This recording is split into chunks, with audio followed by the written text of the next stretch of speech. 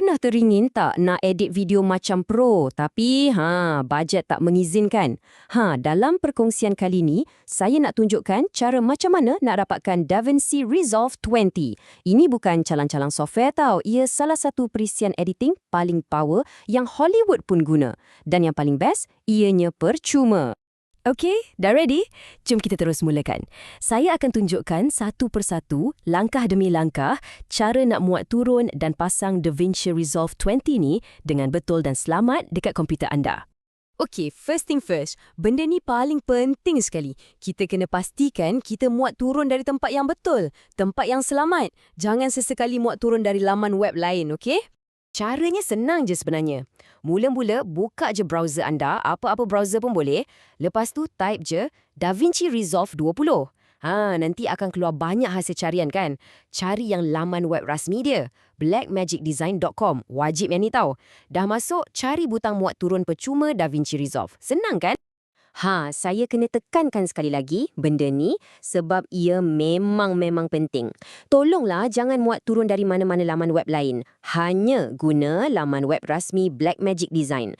Ini satu-satunya cara nak pastikan komputer anda selamat dari sebarang virus atau malware. Ingat tu. Okey, lepas tu kita akan sampai ke satu bahagian yang agak kritikal sikit. Kita kena pilih version yang betul. Jangan salah klik pula kat sini ya. Okey, tengok betul-betul. Anda akan nampak dua pilihan utama. DaVinci Resolve 20 dengan DaVinci Resolve Studio. Yang kita nak adalah yang bukan Studio. Pilih yang DaVinci Resolve 20 biasa tu. Itulah versi yang percuma. Yang Studio tu versi berbayar. Percayalah cakap saya, versi percuma ni dah lebih dari cukup. Memang power gila dah untuk kebanyakan kerja editing. Lepas dah pilih versi percuma tu, langkah seterusnya mudah je. Cuma pilih sistem operasi yang anda guna. Tak kisahlah Windows ke, Mac OS ataupun Linux, DaVinci Resolve ada untuk semua. Okey, untuk pengguna Windows, mungkin anda akan nampak dua pilihan, x86 dengan ARM. Jangan pening-pening. 99% daripada kita yang guna PC atau laptop biasa dengan pemproses Intel atau AMD, pilih je x86. Yang ARM tu, itu untuk peranti yang sangat spesifik, macam sesetengah tablet. Jadi, kalau tak pasti, sah. Pilih x86. Itu pilihan yang standard dan selamat. Alright, versi yang betul dah kita pilih. Jom kita teruskan dengan proses muat turun dan siapkan fail tu untuk dipasang. Sebelum muat turun bermula, ia akan minta kita isi satu borang pendaftaran pendek. Jangan risau, benda ni sekejap je. Isi je maklumat yang diminta tu, lepas tu klik register and download. Lepas tu, fail akan mula dimuat turun secara automatik. Okey, bila dah siap muat turun, fail yang kita dapat tu dalam format zip. Dia macam dalam satu beg yang dimampatkan. Jadi, kita kena unzip atau extract dulu. Senang je, cari fail tu, klik kanan dan pilih extract all. Nanti dia akan keluarkan folder baru dengan fail pemasang yang sebenar kat dalam. Baiklah, sekarang kita dah sedia nak pasang. Buka fail pemasang tu. Tapi tunggu dulu, saya nak tunjuk satu tips kecil untuk buat pemasangan ni lagi clean dan jimatkan sikit ruang cakra keras anda.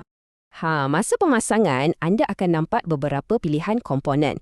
Ni tips dia. Kalau anda tak ada apa-apa perkakasan khas dari Blackmagic macam panel kawalan atau kad audio diorang, anda boleh je nyah pilih 3 benda ni. DaVinci Resolve Control Panels, Blackmagic Raw Player dengan Fairlight Audio Accelerator Utility. Benda ni tak wajib pun. Dan kalau buang, boleh jimat ruang.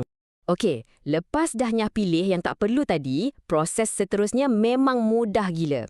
Dui klik je fail pemasang tu, pastikan cuma DaVinci Resolve 20 yang ditanda, lepas tu klik install. Kemudian klik next, setuju dengan terma dia dan klik install sekali lagi. Pejam celik siap, selalunya tak sampai beberapa minit pun. Dan siap. Tahniah. Sekarang tiba masanya untuk buka editor video pro anda yang baru. Anda dah berjaya pasang? Bila dah nampak butang finish tu, maksudnya selesai. Semuanya dah berjaya dipasang. DaVinci Resolve 20 sekarang dah ada dalam komputer anda. Sekali lagi, tahniah. Okey, proses pemasangan dah selesai. Tapi, ini sebenarnya baru permulaan kan?